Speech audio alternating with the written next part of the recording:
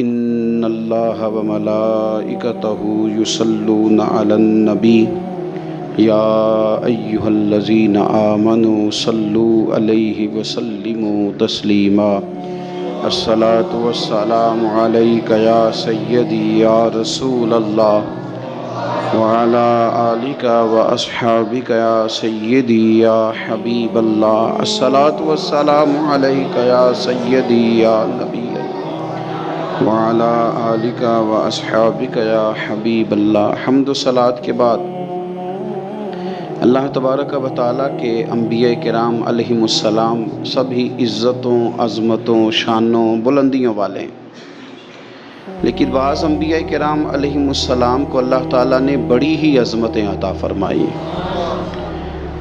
ان ہستیوں میں جد الانبیاء، ابو الانبیاء حضرت سیدنا ابراہیم خلیل اللہ علیہ السلام، اللہ تعالیٰ نے بڑی شانوں سے نوازا، بڑی عظمتوں سے نوازا، بڑی بزرگیاں عطا فرمائی۔ قرآن پاک میں جگہ جگہ اللہ تعالیٰ نے حضرت ابراہیم علیہ السلام کا ذکر فرمایا ہے۔ اللہ تعالیٰ کے وہ کتنے پاک پیغمبر ہیں اور کتنے وہ اللہ کے محبوب ہیں، کتنی ان کی اللہ کی بارگاہ میں قدر ہے کہ اللہ تبارک و تعالیٰ نے ان کی زندگی کی بہت ساری چیزوں کو، ان کے بہت ساری باتوں کو قرآن حکیم کی زینت بنایا۔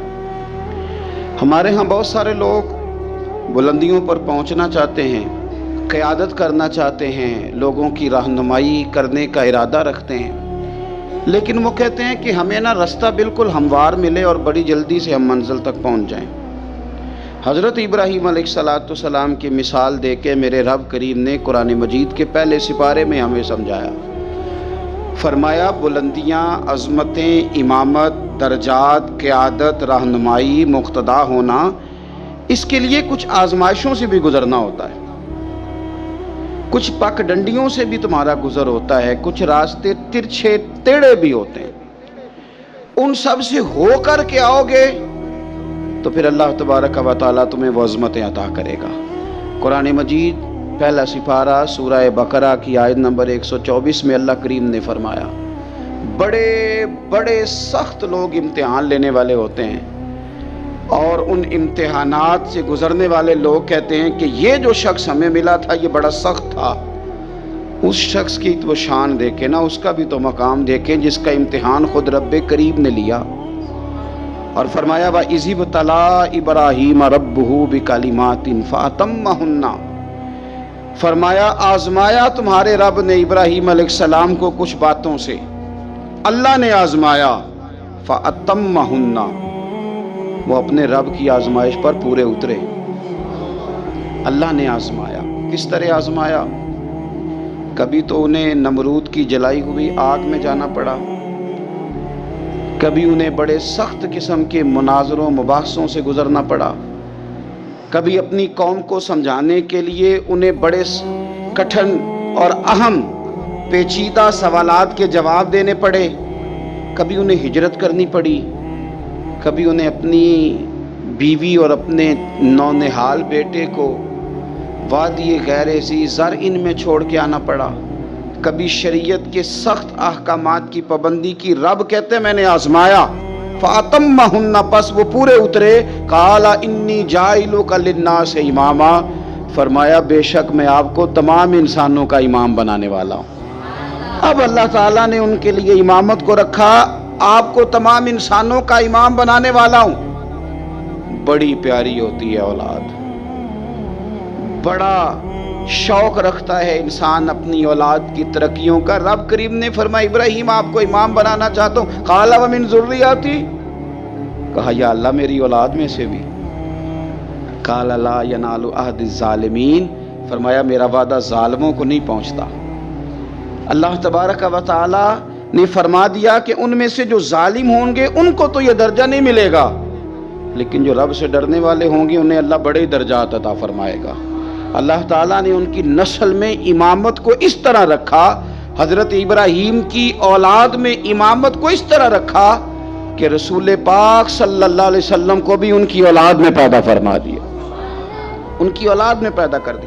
تمام انبیاء کرام علیہ السلام کو ان کی اتباع کا کہا، لیکن پیچھے حکمت کیا بیان کی؟ وَإِذِ ابْتَلَىٰ إِبْرَاهِيمَ رَبُّهُ بِكَلِمَاتٍ، پہلے اللہ نے جناب ابراہیم کو آزمایا، یاری تیری سونا ہے پر ازمائشاں بھی تیریاں اگ، اے سونا پرکھیا جامدائی پہلو نہ لگاں دے لگ۔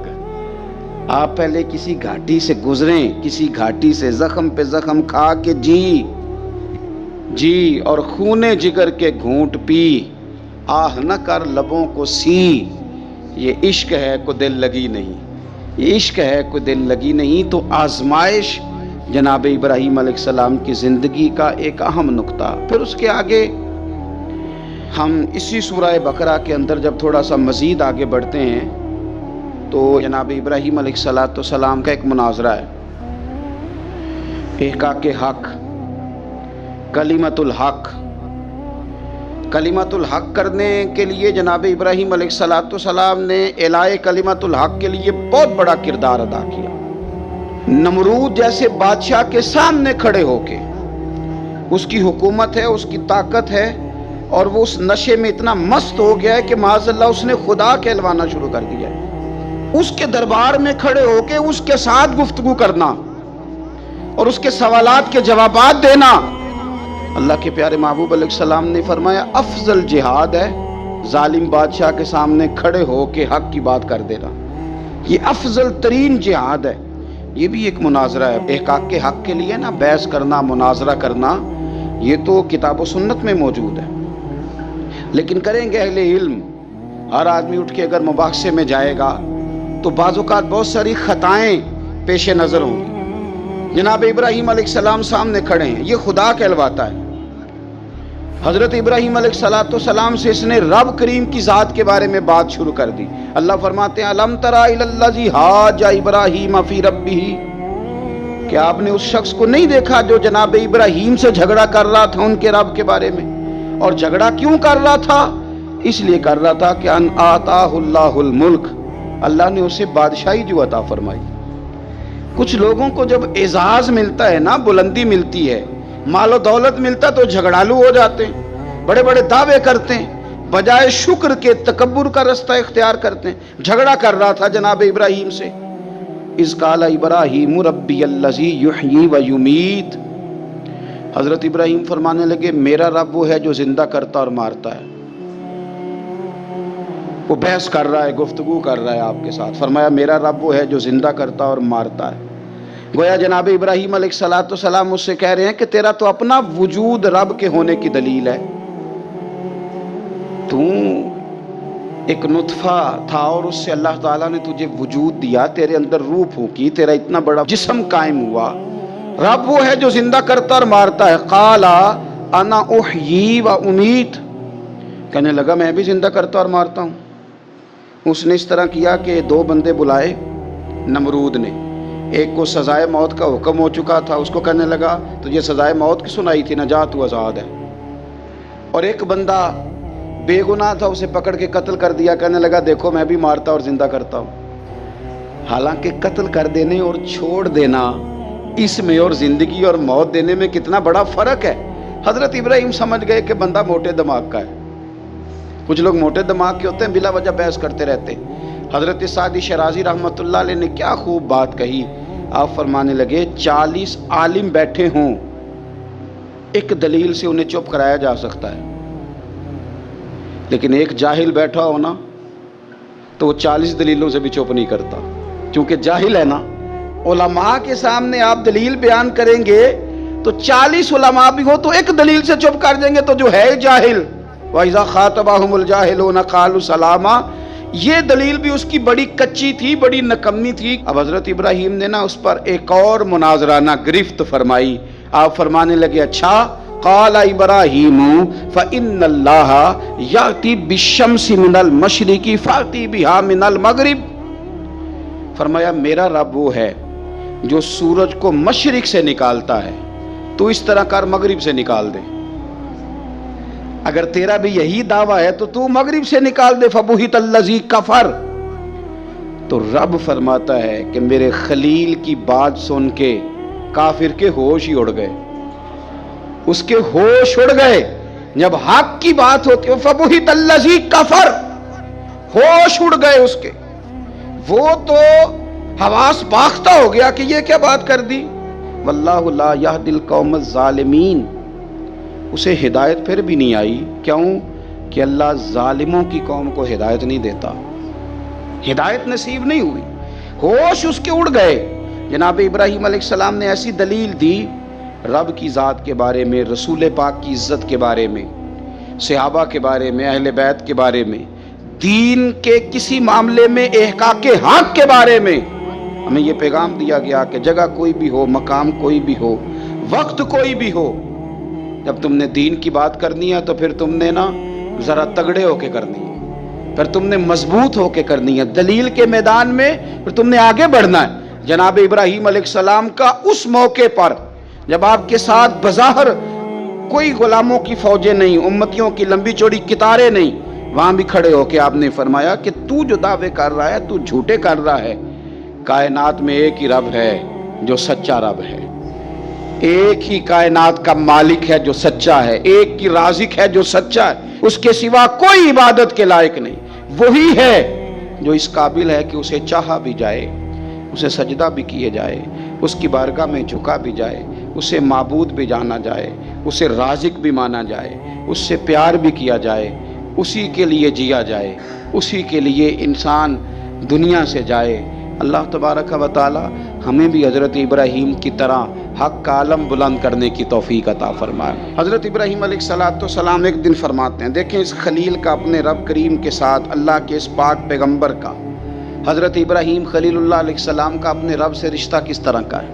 وَإِذْ قَالَ إِبْرَاهِيمُ رَبِّي أَرِنِي كَيْفَ تُحْيِي الْمَوْتَى، حضرت ابراہیم اپنے رب کریم کی بارگاہ میں عرض کرتے ہیں، مالک مجھے دکھا تو مردے کیسے زندہ کرے گا، کیفا، وہ کیفیت دکھا، وہ انداز کیا ہوگا۔ اللہ اکبر۔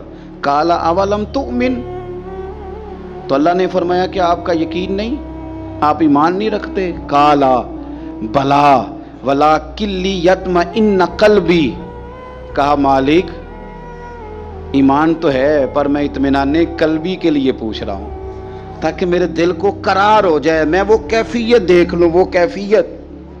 امام غزالی وہ روایت لائے ہیں جس میں فرمایا کہ یقین اس طرح سیکھا کرو جس طرح تم قرآن سیکھتے ہو، یقین سیکھو، اطمینان قلبی حاصل کرو، آگے بڑھو۔ اگر کسی جگہ تم سمجھتے ہو کہ تمہیں کچھ سوالوں کے جوابات کی ضرورت ہے تو وہ تلاش کرو، لیکن یہ کہ اطمینان قلبی، مالک مجھے دکھا، تو میرے مالک نے کیا فرمایا، قال فخذ اربعۃ من الطیر، کہا 4 پرندے لے لیں آپ، فصرہن الیک، پھر انہیں اپنے ساتھ مانوس کر لیں، ثم اجعل علی کل جبل منہن جزءا، اور پھر ان کا ایک ایک ٹکڑا نا مختلف پہاڑوں کے حصوں پہ رکھ دیں، ہر پہاڑ پر ایک ایک ٹکڑا رکھ دیں۔ 4 پرندے لے لیں، 4 پرندے لے لیے حضرت ابراہیم نے۔ مفسرین نے لکھا ہے مور تھا، کبوتر تھا، کوا تھا، مرغا تھا، 4 پرندے لے لیے، آپ سے وہ پیار کرنے لگے، مانوس ہو گئے، پھر ان کو اللہ کے حکم سے ذبح کیا، کھال اتاری، ان کا قیمہ بنایا، گوشت کو آپس میں مکس کر دیا، پھر ان کو مختلف پہاڑوں پہ رکھا ایک ایک جز، پھر فرمایا ثم ادعوہن یاتینک سعیا، پھر آپ نہ وہاں رکھ کے ان کو بلائیے، وہ آپ کی طرف دوڑتے ہوئے چلے آئیں گے۔ ان کا قیمہ بنا دیا، گوشت مکس کر کے جناب ابراہیم نے مختلف پہاڑ کے حصوں پہ رکھا، پھر آواز دی، جس کا ٹکڑا تھا وہ وہاں سے چلا، جس کے پر تھے وہ وہاں سے چلے، وہ زندہ ہوئے اور چاروں دوڑتے ہوئے جناب ابراہیم کی بارگاہ میں حاضر ہو گئے۔ اب میرے رب کریم نے فرمایا وَعْلَمْ أَنَّ اللَّهَ عَزِيزٌ حَكِيمٌ، جان لو کہ اللہ تعالیٰ سب سے غالب حکمت والا ہے۔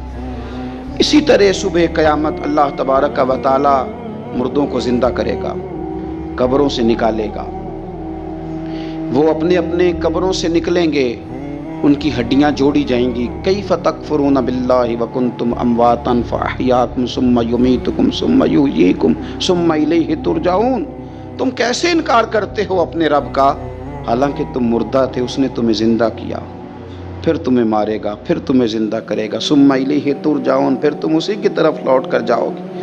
صبح قیامت وہ کھڑا کرے گا۔ جناب ابراہیم کو وہ نقشہ دکھایا گیا، فرمائے اس طرح قبروں سے نکالا جائے گا، اس طرح جمع کیا جائے گا، اس طرح رب کی بارگاہ میں پیش کیا جائے گا۔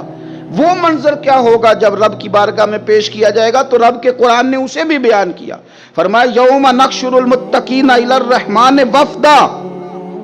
جو متقی پرہیزگار ہوں گے نا، اللہ سے ڈرنے والے، انہیں جب رب کی بارگاہ میں پیش کیا جائے گا تو مہمان بنا کے پیش کیا جائے گا۔